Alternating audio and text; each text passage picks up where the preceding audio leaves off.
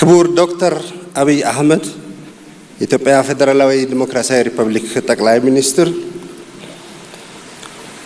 ክቡር የቀድሞ ፕሬዝዳንት ዶክተር ሙላቱ ተሾመ፣ የተከበራችሁ የሁለቱ ምክር ቤት አፈ ጉባኤዎች፣ ክቡር ምክትል ጠቅላይ ሚኒስትር ተመስገን ጥሩነህ፣ የተከበሩ የፌደራል ጠቅላይ ፍርድ ቤት ፕሬዝዳንት ፊልድ ማርሻል ብርሃኑ ጁላ፣ ዋና ኮሚሽነር መስፍን አራያ፣ ክቡራትና ክቡራን በዚህ ጉባኤ ላይ የታደማችሁ ተወካዮች፣ ዛሬ በምስራቅ አፍሪካ ልማት በይነ መንግስታት ኢጋድ ስም በፊታችሁ ስቆም ጥልቅ በሆነ ትህትና እና በታላቅ ተስፋ ነው። እዚህ የተሰበሰብነው አንድን ኩነት ለመታዘብ ብቻ ሳይሆን የዚች ታላቅ ሀገር ረጅምና ኩሩ ታሪክ ውስጥ አዲስ ምዕራፍ በሚከፍት ወሳኝ ታሪክ ወቅት ላይ ለመሳተፍ ነው። ዛሬ ለኢትዮጵያ ታሪካዊ ቀን ነው። በዓለም ታሪክ ውስጥ በግጭት የተሰራ አገር የለም። በግጭት የተገነባ አገር የለም። በግጭት ያተረፈ አገር የለም። ዛሬ በብዙ መልኩ የተሻሉ የሚባሉ አገሮች ከሁሉ በላይ አገራቸውን ስላስቀደሙ፣ ስለተደማመጡ፣ ስለተነጋገሩ አገራቸውን ወደ ተሻለ ሁኔታ አድርሰውታል። ከሁሉ በላይ ብዙ ልዩነቶች መፈታት የሚችሉት በሰላማዊ መንገድና በሰላማዊ መንገድ በተለይም በእንደዚህ አይነት ውይይት ነው። ኢትዮጵያ ማንነቷን የምትፈልግ አዲስ ሀገር አይደለችም። በምድር ላይ ካሉ እጅግ ጥንታዊና ጠንካራ ስልጣኔዎች አንዷ ናት። በታሪካችን በባህላችንና በእምነታችን ውስጥ በጥልቀት ስር የሰደዱ እና እጅግ ውብ የሆኑ የእርቅና የማስታረቅ ስርዓቶች አሉ።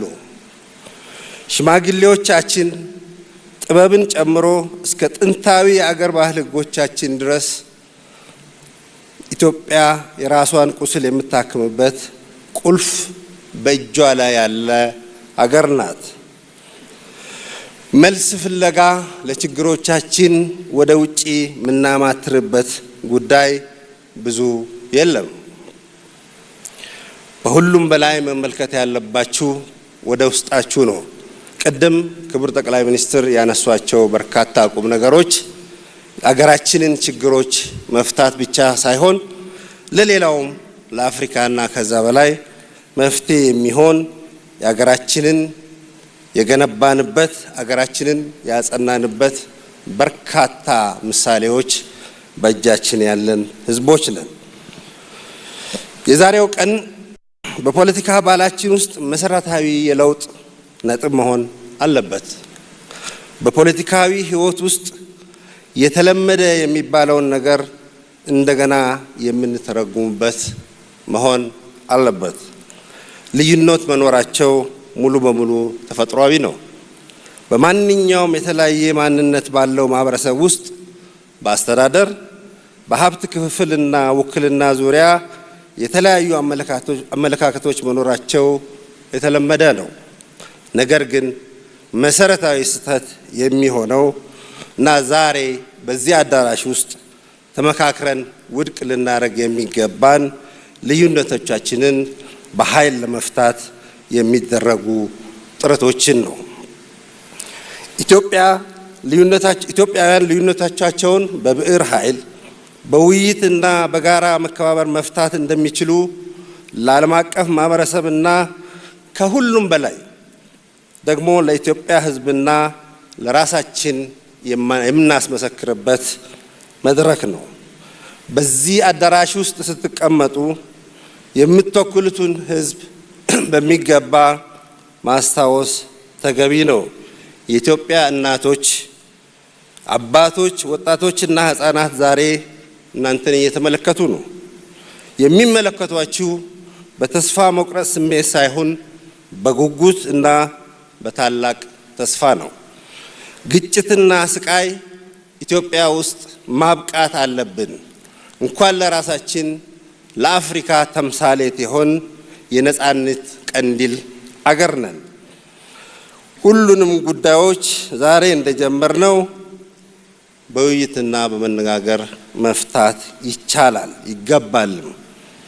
በኢጋድና በራሴ ስም በኢጋድ አባላት አገሮች ስም ዛሬ በዚህ ኮንፈረንስ ለመሳተፍ ወስናችሁ እዚህ አዳራሽ ላይ ለተገኛችሁ ሁሉ ከፍ ያለ ምስጋናዬንና አክብሮቴን ማቅረብ ፈልጋለሁ።